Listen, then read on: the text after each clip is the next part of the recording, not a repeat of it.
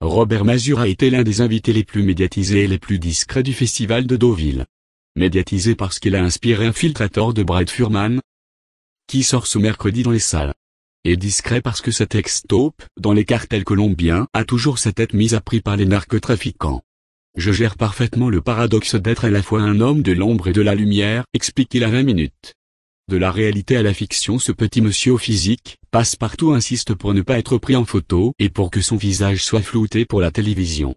J'accepte de parler pour continuer à faire passer mon message de lutte contre la drogue, mais j'essaye de courir le moins de risques possible et cela m'a plutôt réussi jusqu'ici.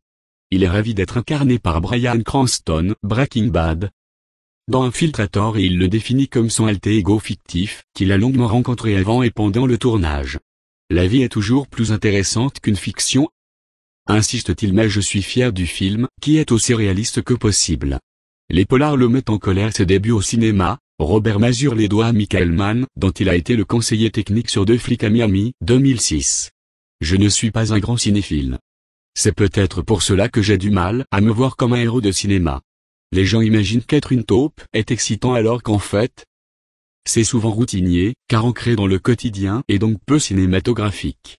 L'ex-agent du FBI, qui a aujourd'hui fondé son agence de consultants, s'arrache les cheveux devant l'écran. Quand je regarde des polars, je m'agace devant les invraisemblances, qui m'empêchent d'entrer dans l'intrigue, confie-t-il. Donner le bon exemple, rien n'énerve davantage l'ancien agent, que la glorification de la violence ou du monde de la drogue. Des films comme Scarface, Brian De Palma, 1983. Sont dangereux car ils montrent des héros totalement irréalistes, mais séduisants pour les jeunes.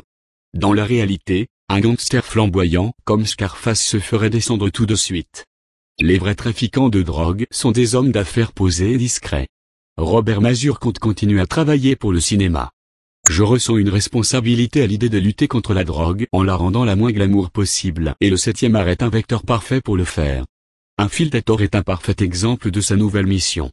Regardez d'autres vidéos sur site, vidéo.5la.net.